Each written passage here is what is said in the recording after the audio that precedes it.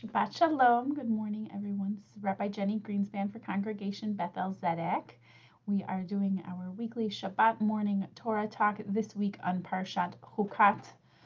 This Torah portion is often combined with next week's Torah portion, which is always a little bit rough to do because it's got a lot in it. Next week's Torah portion has a lot in it, and it's always hard to narrow it down when the two are together.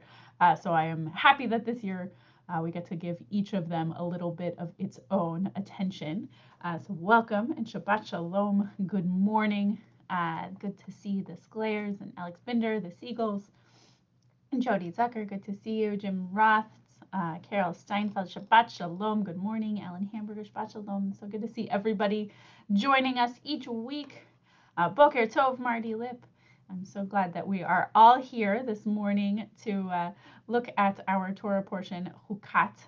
As usual, if you would like to follow along with me in an Etz Chaim Chumash, you can either pick up a physical copy if you have one at home or head over to our website, bez613.org, and select the virtual Shabbat resources and scroll down to where it has the Torah Talk resources, next to which it'll say Etz Chaim, and you will have a PDF of this week's Torah portion from the Etz Chaim Chumash, generously given to us from the Rabbinical Assembly.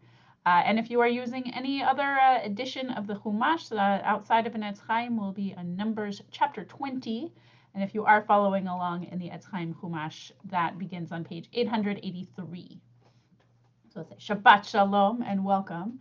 Before I dive into this section of the Torah portion, I mentioned this one has a lot going on. The first chapter of this Torah portion describes one of the stranger rituals that the Torah gives us, which is the ritual of the slaughter and burning of the red heifer, a red cow that is to be sacrificed, and its ashes are used to purify someone who has come in contact with a dead body, whether a loved one who passed on or came across in the field and needed to help care for a body, whatever means that somebody might have come across a body, the red heifer's ashes are what's needed to purify that person. What I find fascinating, I'm not going to dive too far into this as I haven't fully formed the thought yet, but as I was reviewing the portion again this morning, it occurred to me the Kohen who does the actual slaughter of this heifer, of this red cow, becomes impure himself.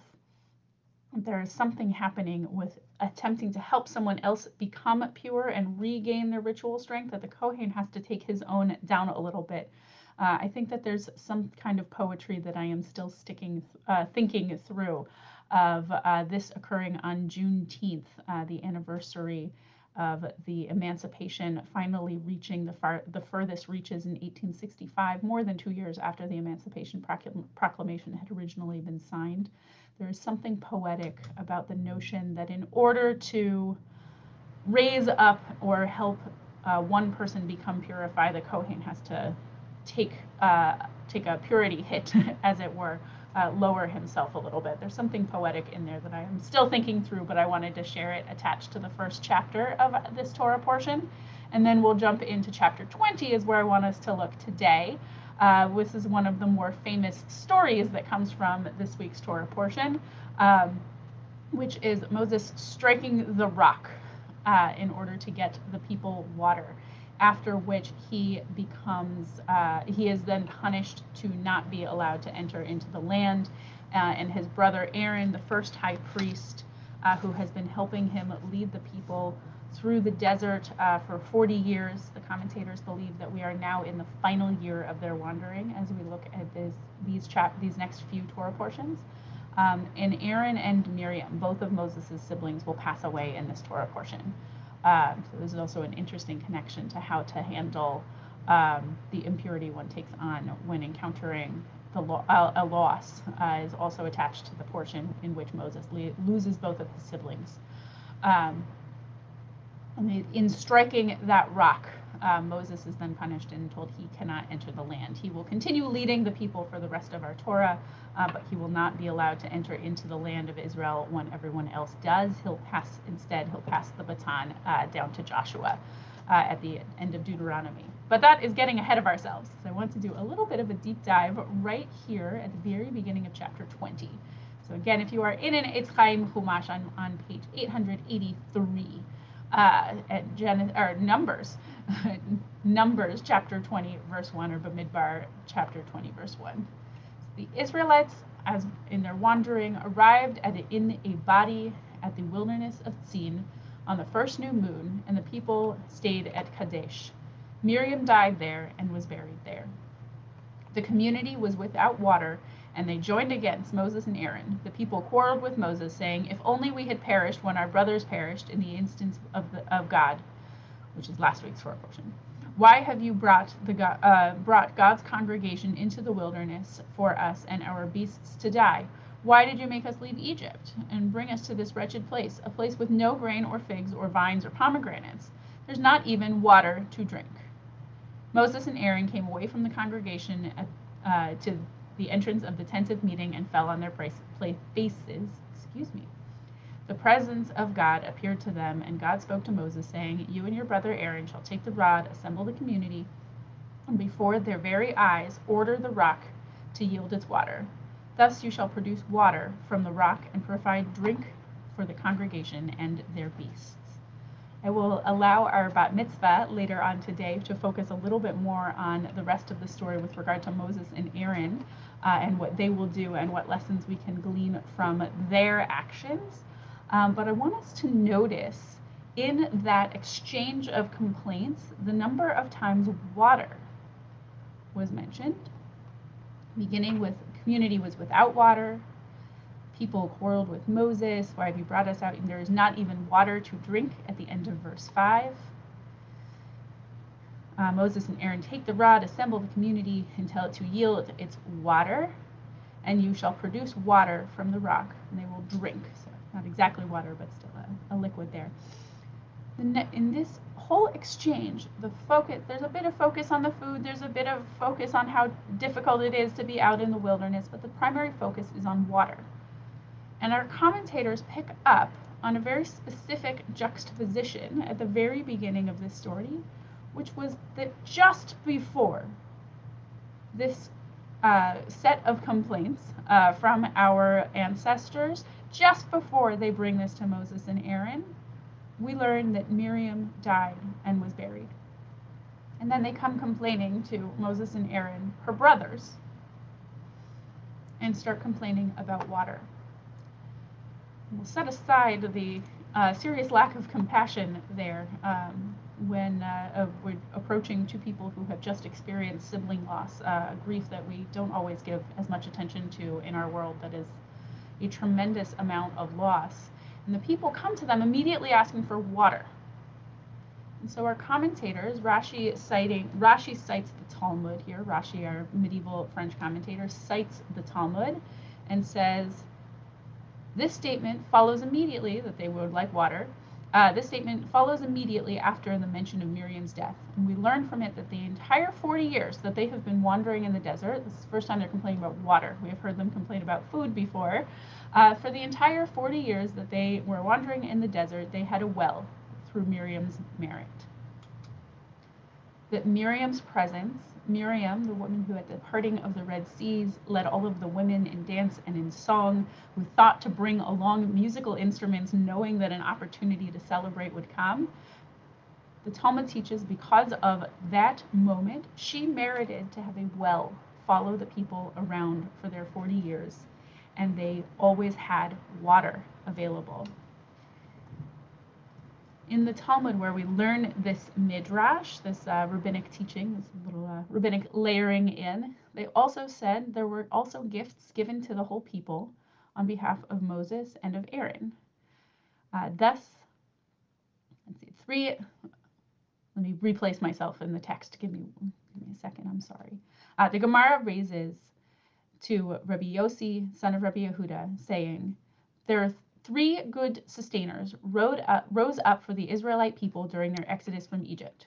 So 3 people rose up to sustain the entire nation, and they were Moses, Aaron, and Miriam. And 3 gifts were given from the heavens through their agency.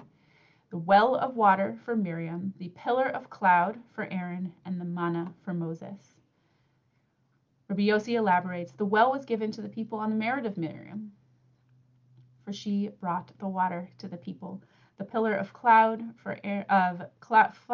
cloud and fire, really, on the merit of Aaron, who will be the high priest and who holds space in the tabernacle, who will do all of the sacrifices. And the pillar of cloud is always above the tabernacle. So that's why they say Aaron is the merit reason of the pillar of cloud that led the people around. And manna, the very food that sustains them, was on the merit of Moses, who's always there to lead them and find his way to nourish and nurture the people. And so they say the reason that the water suddenly disappeared was that Miriam had passed away, and this well that they had been relying upon for water went with her. And while Moses and Aaron were feeling the loss of their sister, the whole people was feeling a certain amount of grief as well, because they suddenly realized that they also no longer had what sustained them from her work. Sometimes when we realize that gifts have disappeared from the world through people, sometimes the focus is on the gift and sometimes on the person, depending on our relationship with that person. But what I also love about this Midrash is the reminder that each of us has gifts that we bring into the world and that we use to sustain others. And perhaps it may not be as miraculous as a well of water in the desert, but it is perhaps making sure that people are quenched and cared for. The merit of Miriam, I think, comes from her ability to remind everyone to celebrate and sing when they could. And perhaps the merit of Aaron indeed comes from his ability to create physical space for holiness. And the miracle and the gift of Moses is a reminder to nourish both physically and spiritually. So what I want to learn from this Torah portion here is, what are our gifts? What exists in the world because we do? What do we share? How do we use our words? How do we use our physical abilities? What do we give and share into the world so that when we are gone, someone would remember not only their relationship with us, but what it is we brought to the world? How can our gifts be brought in and sustained? And how do we remember to also not become the Israelites who get so focused on what the physical gift might have been and lost, and see the grief. I think one of the biggest tragedies of this Torah portion is they lose water. They, the Israelites, lose water. Moses and Aaron lose a sister, and there's this whole story is a set of miscommunications past one another because they don't focus on the beauty and the wonder that Miriam was, who she was as a person, as a leader, as a force, as a spirit, and get focused on the one physical aspect, the water. Moses and Aaron may have done a better job of addressing that need, but they were experiencing grief. And so I hope that this week, as we think about it, we can hold all of these emotions at once. We can hold grief, we can hold gift, and that we can both honor memory and celebrate what is left behind. So I'll say Shabbat Shalom. Thank you all so much for joining me this morning. And I look forward to seeing you soon. Please join us at 10 o'clock on our live stream. We'll be in the sanctuary this morning to celebrate the bat mitzvah of Ruthie Rosenberg, who will tell us a little bit more about the next piece of the story from where I began it. So I'll say Shabbat Shalom and leave us here, and I will see you soon. Shabbat Shalom. Bye-bye. Oh, and a welcome, of course, Shabbat Shalom to Phyllis Luger and to Jim Hammonds, Margot May, and Julia Whitehead. So good to see all of you as well, since I missed you in the earlier round of Shabbat Shalom. So Shabbat Shalom, everyone. Let's hold both gifts and honoring others' griefs. And just be there for one another in strength and in love. Shabbat Shalom.